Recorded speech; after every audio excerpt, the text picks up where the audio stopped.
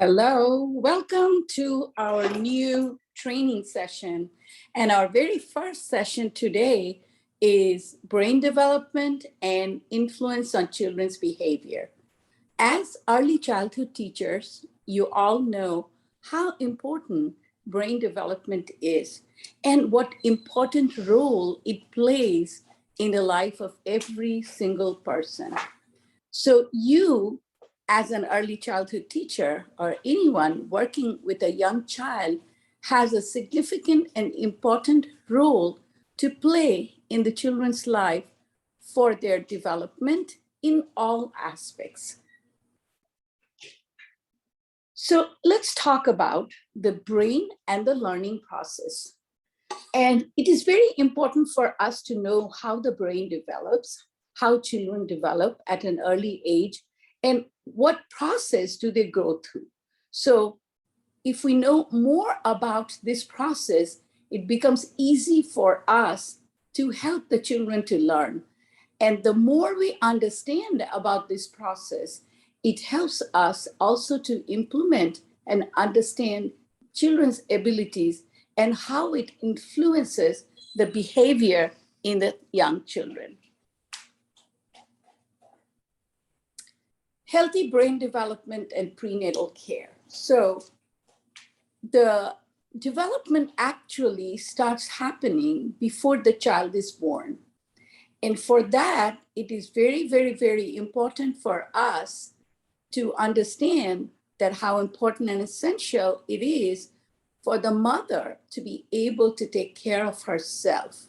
So what are some of the important things that we need to think about and understand about any woman who is planning to become pregnant or is pregnant? First and foremost, healthy, nutritious, and balanced meal is very important and essential for all the mothers. Access to the health and medical care. So many times we see that either by reluctance, by choice, or inaccessibility causes the mother not to be able to see a doctor, not to be able to take the important tests and the important vaccinations that they are going to be needed for them to take care of themselves or take care of the baby. So it is very, very important to do that.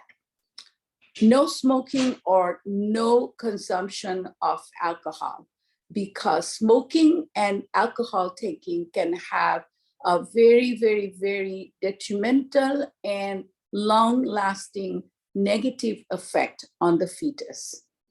And maintaining a positive mental health is also very, very important. It is important for the mother to be able to feel happy, to be able to participate in things that makes her feel content. And it is a phase in every woman's life where each woman goes through a lot of emotions and a lot of stress. So it is also important for the family members to be providing that care and the support that they need. Function of the brain. So let us think about, how does the brain function? What are some of the things that the brain is essentially doing? So it helps us mainly for every young child to perceive, to see things, not only just to see it physically, but to see it and feel and think about it in depth.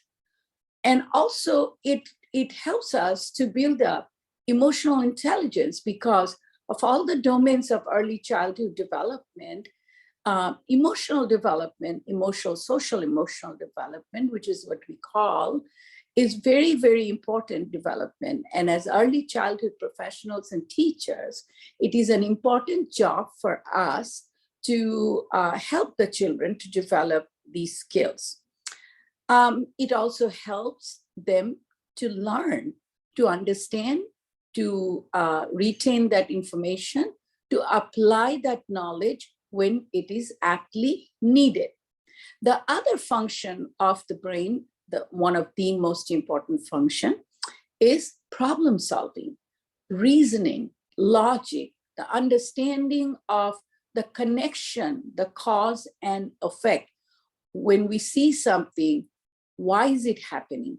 How can we apply it in solving an issue that we are facing, which is a very important life skill that we as early childhood professionals and teachers and parents need to provide it to the children, because children, when they learn that skill from an early life, it actually paves the way for their future development, and the application or successful application of this skill is going to be a lifelong skill that's going to help them for their adult life.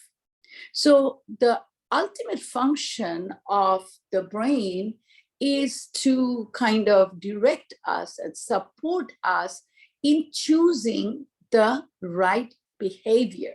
So you see that brain development or positive brain development and the outcome in behavior in children, it is an important aspect of early childhood. So as Stephen Zolak has said, what happens early in life lasts a lifetime. So the first 5 years of life is very important. Each and every experience that children gather leaves an influence that kind of shapes their future life. Children at that point are like a blank slate or a soaking sponge. Every single experience that they go through leaves an impression which they're going to be successfully applying as they move on in their life. Brain development and early learning experience. So let's talk about a little bit just to understand how brain development or healthy brain development actually has an effect and how important the role is. So as you all know, as early childhood teachers, children develop 80% of their adult brain within the first 1,000 days of their life. So you would see, which is mainly about first 3 years of life, is very important. So 80% of their adult brain development happens within that important period of birth and 3 years of age. And significantly, the brain develops 90% in the following 2 years, which means as the child goes into age 4 and age 5, the other 10% or the 90% of the development process happens within that time frame. And the brain fully forms by the age of 5. So you understand that from birth until the age of 5, every single experience, positive or negative, has an effect on the children's life. And that's where you step in. So this knowledge, when you can understand why and how it's happening, and what can we do as early childhood teachers and professionals to help this happen to the children, to have the foundation strongly laid, a very positive experience children go through so that they can apply that knowledge and experience, and it helps them tremendously as they go along in their life. So positive early learning experiences also helps children with memory building, cognitive skill development, reasoning, and decision-making skill. So to see something and then to understand it, then to think about how we can apply that gained knowledge effectively is what the brain processes. And that's why the early childhood period and healthy brain development is absolutely an important aspect. And we are instrumental in helping the children in doing it. Influence of environment on brain. So as you understand, and we're going to talk about in details about each of these aspects, that how physiologically the child is developing, but there are so many other aspects that we have to think about that children have to go through. And that plays a very, very important role in their brain development, and also as they grow also influences their behavior. So let's talk about briefly about each of these aspects, that how environment, or the household environment, the school environment, the social environment, how it helps the children and helps in their healthy brain development. The first thing we're going to talk about is responsive caregiving, which means how effectively as an adult or as a caregiver, as a teacher, we are meeting the needs of the individual child. So when a child is crying initially, when they're very young and they're unable to express themselves while speaking, the child cries, or the child smiles, or the child tries to reach out. As it goes along, they have different ways of communicating with their caregivers. And responsive caregiving means whenever we see that, we understand, we recognize the cue given by the child, and we meet that need of the child, or we respond to that need immediately. Say, for example, if a child is crying and the child may be hungry, the child may be sick, and it is our responsibility as the caregiver or teacher to respond and say, oh, aap ro rahe ho, main aa rahi hu, abhi aa rahi hu. So when you say that, your tone, your voice, your assurance gives that comfort to that child. So responsive caregiving means that you are responding to the child's immediate need. A warm bonding or relationship building with a child is very, very important, because the child is able to trust you, find comfort in you, and knows that this individual is there for me. So that relationship building from a very, very early stage of life between an adult and a child is very important and essential. So always think about it. Even when a child is very young, talk to them, respond to them, smile to them, and they don't understand everything, but that creates or lays the foundation for that relationship building. Positive interaction, which means talking to the child. And as the child is unable to talk at the initial age, keep on talking, smiling back and forth, and the child will respond at their ability. You're going to find it that the child is smiling or babbling or cooing and interacting with you. But as the child grows, it is our responsibility as teachers and caregivers to be able to carry on conversation with them and provide them the comfort and the opportunity to be able to talk back to us as well.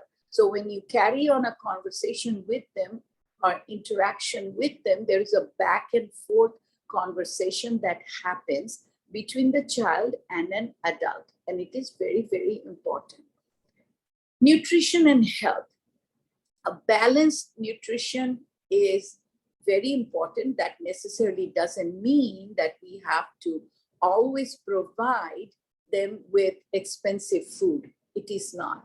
It can be done with planning and having access to the minimal, like, vegetables and fruits and, like beans, which are substitute for meat. So it can be done, and it is hard with the rising cost of living and food prices. It is extremely difficult, but it is also our responsibility where we can provide those kind of nutritious meal plans or some kind of tips and suggestions to our parents to be able to also educate them.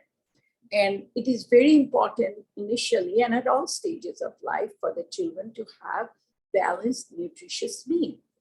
And this is important for mental development as well as healthy bodily or physiological development.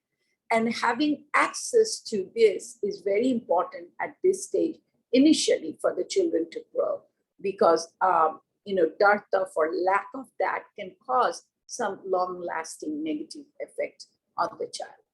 A safe environment. A safe environment does not only necessarily mean maintaining the safety in the environment, making sure that everything is safe for the child doesn't get hurt, the child is able to have access to things that are safe for the child. But safe environment also means a safe, stable, emotionally stable social and emotional environment, because sometimes, things that happen in the household or in the child's immediate, surrounding has a very detrimental effect on the children, because, I just want to touch that point a little bit. A family where there's constant bickering and fighting going on, and there's a lot of yelling and shouting, children, they are unable to respond to it, but they're unable to comprehend the cause behind it. But at the same token, children feel very insecure. Children feel very unsafe in that kind of an environment. So, these are part of life. It always happens in some form or the other in all families. But we need to be careful about providing that environment which is safe. The child feels comfortable. The child feels that there is always someone to be able to be there for him or her. Adding challenging activities. So physical activity, exercise, different forms of like running and jumping and hopping and playing is very, very important. But also you need to understand that not necessarily that everything has to be store-bought or has to be expensive. They can be planned as very simple activities that if you can allocate a certain time in the day, as teachers at school during the break or recess, or as parents, just have a window of time where you can have those activities planned. And the children, for some reason, they're very happy with very small things. So it's very easy to please a child. So you have to be consistent, and you have to have plans too in order to be doing it. The last thing I'm going to talk about in this aspect is being not only positive yourself in your dealing with the child. Even if you have to address something which is not positive, you need to sit down and talk to the child and have the child understand it, and also ask and seek suggestions from the child himself or herself. Ask them, because they may not understand it, but when they understand why it is happening, and or why is mom or dad or the teacher telling me not to do it again, give them the reason and the logic, and they're able to comprehend at their level. And when you give them that form of communication, always make sure that you provide them with specific feedbacks. If it is negative feedback, you put it in a way where children are not feel disrespected. Children do not feel that they are being demeaned. So provide it in a way where you are always respectful, even to a toddler who's 2 years old, and provide them with feedback which is specific. By that, I mean, if a child has helped, say, for example, your son or your daughter has helped you at home doing something, or at school as a teacher, he or she has helped a child who had fallen, and you have seen it. Offer specific feedback saying, I am thankful and so happy to see that you have helped your friend when he or she fell down, and gave him a hug. Or at home, when he or she may have helped you bringing a dish or helping you to fold some clothes. I'm just giving some examples. Just be specific and say, oh, it was so, I was so thankful because you helped me so much in folding these clothes. So be specific, provide them, and have them understand, why am I being, said I'm being good or receiving this?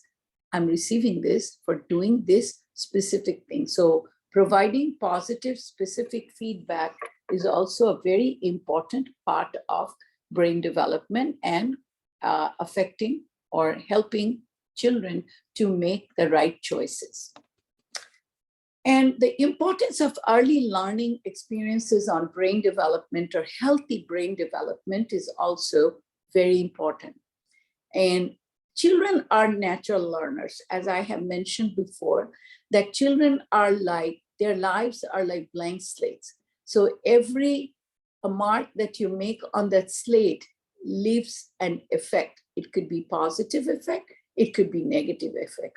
As early childhood teachers and caregivers and parents, it is our responsibility to ensure that we help the children to have a lasting positive experience in their lives. Even if there are negative experiences, we need to help them understand and support them to be able to take it and understand and make maybe better choices, or as adults try to provide them with better experiences. So research has shown that experiences with new kinds of activity or stimulation can generate growth in the brain within only a few hours after the experiences begin. So what that simply means in plain term is that when children are being challenged and offered experiences that kind of like acts as a stimulation on their brain, because as you know, there are thousands of neurons that are connecting those activities and helping us to make decisions in our life. So when children are faced with a positive, active learning or stimulation experience in their life, what it does, if we could map out the activity in the brain in scientific way, it would show us that there is a stimulation and there is a growth pattern. There are activities that are happening in the brain due to that experience after few hours that they have experienced it. So you understand how important it is for the children to be able to participate in a variety of activities, whether it be physical activity, any kind of cognitive activity, any kind of, sharing, making decisions, helping someone, this kind of social or emotional activities. So every single activity has an effect on the healthy brain development.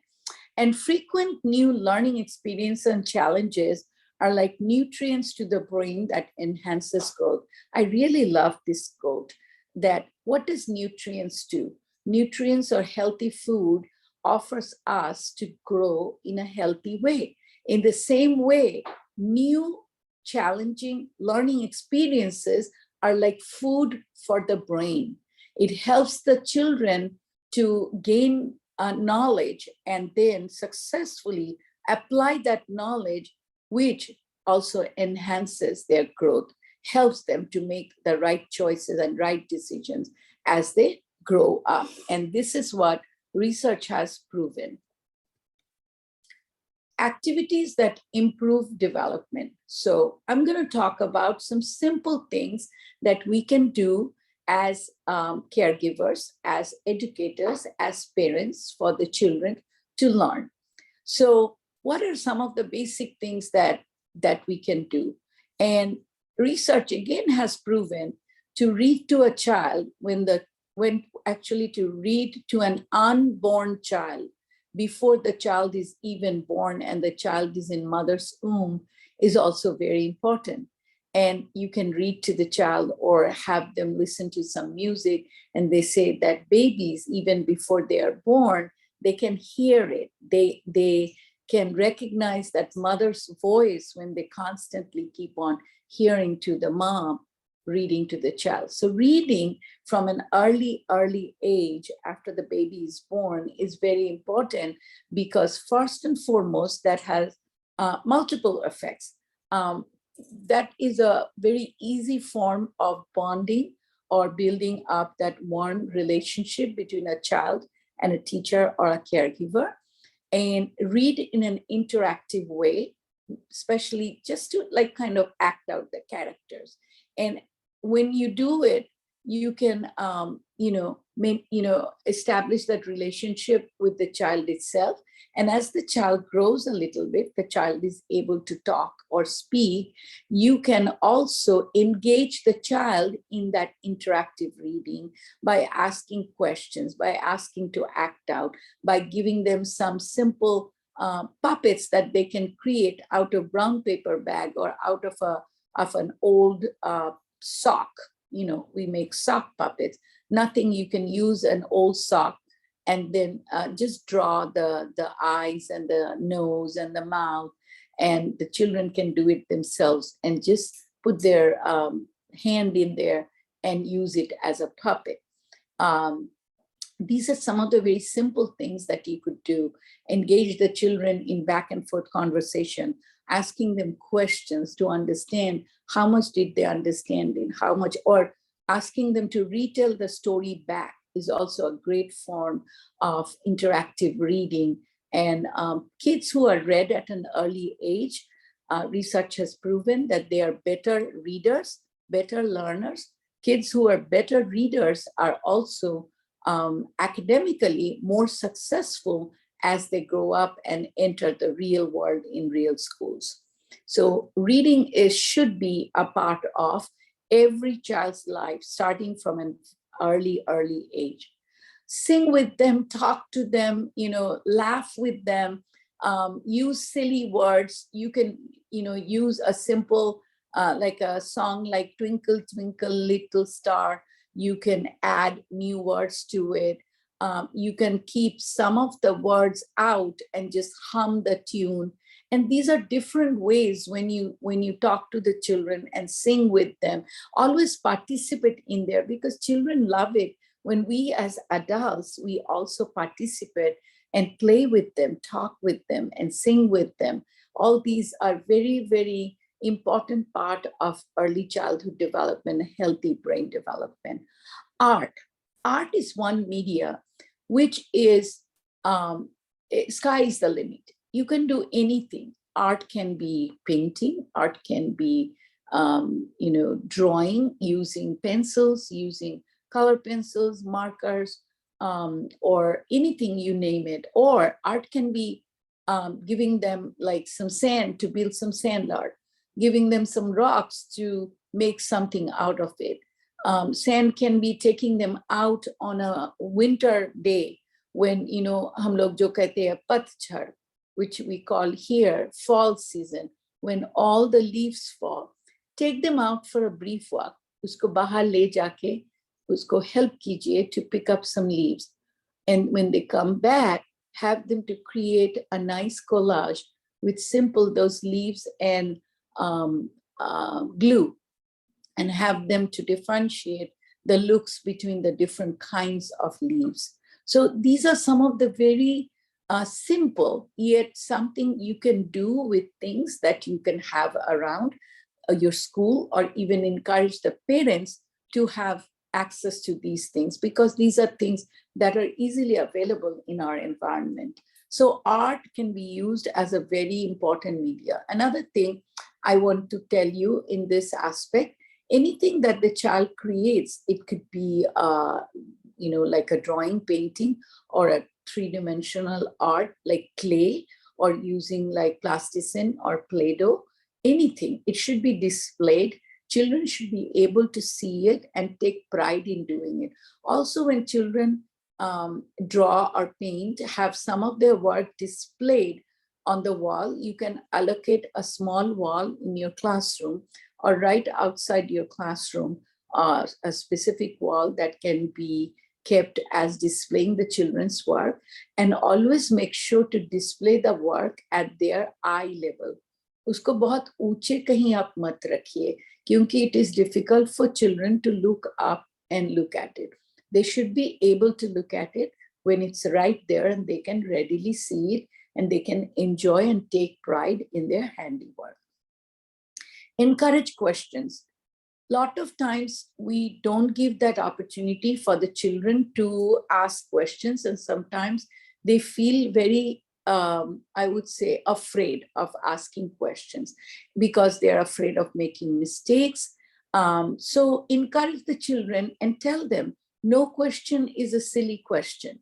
You are more than welcome to ask questions. And when they ask questions, you can understand the thought process that is also going on or developing in their young mind or young brain. So that is also a form of brain development and healthy brain development, because that is cognitive development as well, because asking questions, finding an answer, or doing this is also the also an aspect of solving problems as well, and making independent decisions or choices. Provide opportunities for the children to have individual and social interactions. So it could be a one-on-one interaction between an adult as a teacher or caregiver or parent and the child, or it could be a social interaction between all the children that are part of any activity that are in the class.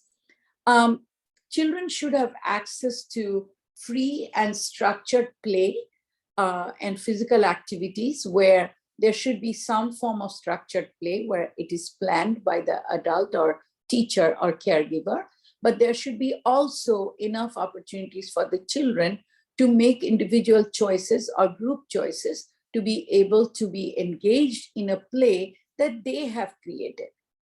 A lot of times we see children pretend to be a mommy, children pretend to be a daddy, children pretend to be a teacher.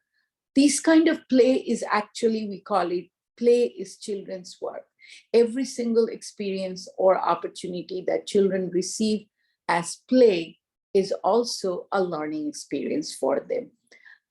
Activities that engage children in sharing and teamwork.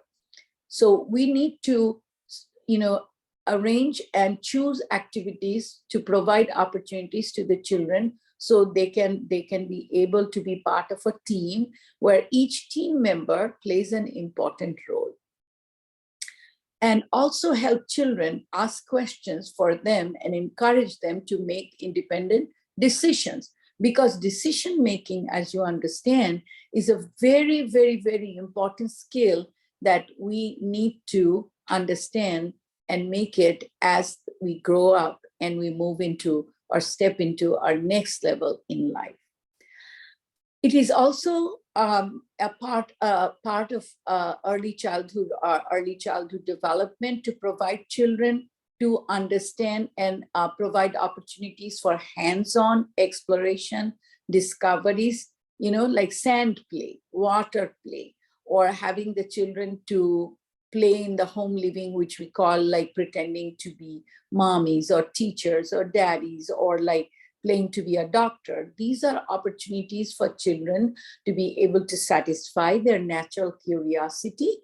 And the more experience we provide to the children to do it, helps the children to grow and develop.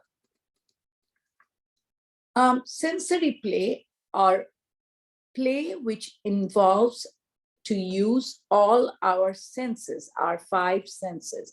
And the experience that the children gather from this kind of hands-on experience is very, very, very important. So you can see here children playing in the sandbox, which can be very simple.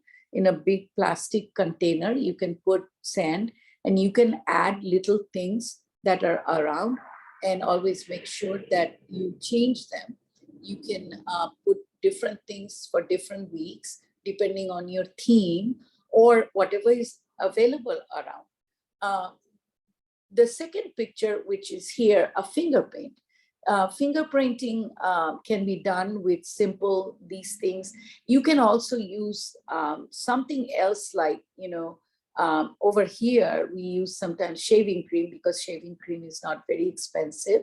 So you put it on a table, spread, put some little food coloring in them, and show the children how you can mix different colors, have them to feel it, touch it. You can put rice, simple chawal, you can put it in a container, or aap unko dijiye how does that feel? How does atta feel? How does wheat feels? How does rice feel? How does suji feels? All these are experiences that are tactile, which means we are learning through touching. So things that they can smell, they can hear, they can see, they can feel. All these are experiences that children should be able to have, access to. Some simple cooking experiences, not like cooking on the stove, chulhe pe nahi pakana hai, but you can have simple snacks made, with the children to be able to have the feeling of, understand the feeling of taste. How does sweet taste? How does sour taste? How does salty food taste? So these are different forms of sensory play or sensory experiences that are very important part of brain development. The cognitive development. So these are some of the open-ended things that we can provide to the children. And there are a lot of these kind of materials that are available, but you can actually also collect materials. Like if you say, for example, if you have different sizes of pots and pans, or put different size blocks, and talk to the children about not only building structures, but also to talk about different shapes, different sizes. You can put things that are heavy or light. You can talk about these scientific concepts, which are also part of the cognitive development in children. But these I call are open-ended activities. They do not have one specific result. Every child can have the freedom to use these materials to create things that they love to do and take pride in doing. So when they're making something and you see, provide feedbacks for each individual child, and also giving them that assurance and comfort provides them to help better learners and also to make better independent decisions in life. Physical development and brain development are intertwined, or they are joined together. So have the kids access to different forms of playing. I understand because of COVID, things are a little bit difficult still maybe at this point, but we are trying to get back to normal life again and provide children with activities, of course, keeping in mind the COVID protocol, and provide children different opportunities for running, doing simple exercise, different forms of sports. And that could be even, like throwing ball or playing tag, or, hopping, jumping, simple exercises that can be formulated, and giving access to them every day is important. Among your classroom schedule, make it simply mandatory that you can have the children, even if you're doing online, engage the children in brief 5 minutes exercise or 10 minutes exercise in between your lessons, because giving them that opportunity or the small window of learning, it breaks the monotony, because it's very important. And it's also difficult to keep the children engaged with what they have been going through in the past 2 years.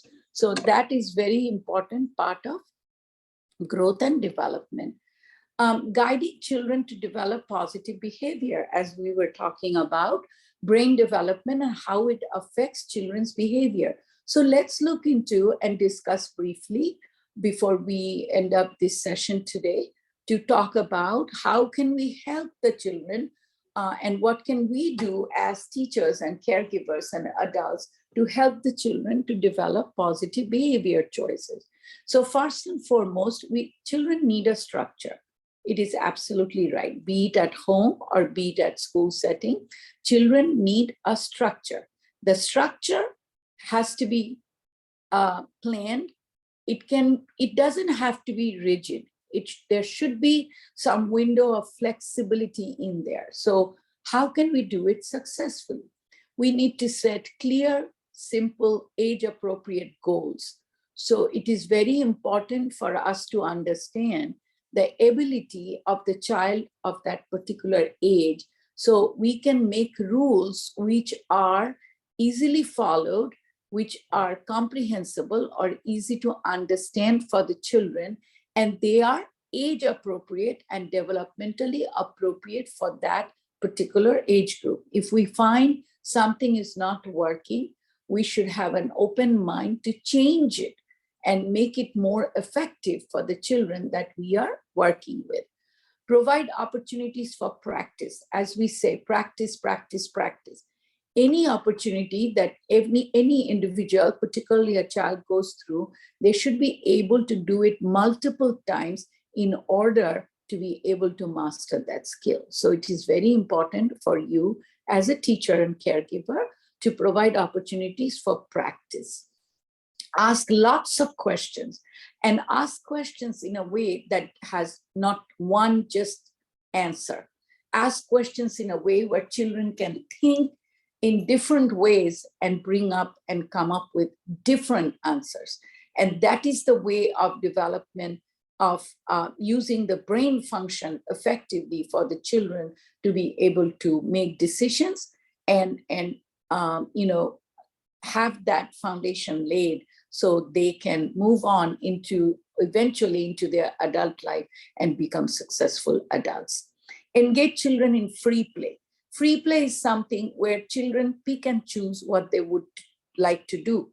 Keep an eye on them, absolutely. Supervision is also very important at all stages of children, when you're working with them, but also have the opportunity for children to be engaged in free play. Participate in active physical exercise. So, like I said, whether it be online classes or whether it be school, children are coming to schools, provide them opportunities every day so they can be engaged in some physical activity, because physical activity is a very important part of a healthy brain development. And also, don't forget to add some music and movement and dancing there. It doesn't have to be structured. It does not have to be a teacher teaching it. It can be very simple activity also as part of a free play, that you turn on some instrumental music, give them some ribbons in hand and have them to sway in the rhythm of the music. It can be fast, it can be slow, it can be any way. You give choices to the children to do it the way they like it.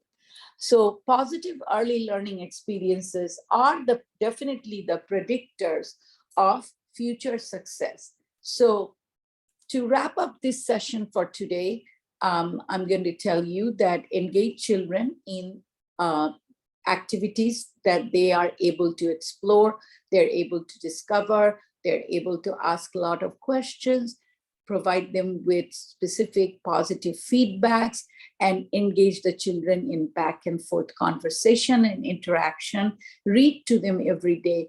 Engage yourself in activities, acting as a child. Sometimes it is very, very healthy and less stress for us as adults to be part of the children's life and activities as well. So we are going to meet again, and I hope that you have been able to gather information that you are going to be effectively using it to in your classroom when you work with the children. And thank you.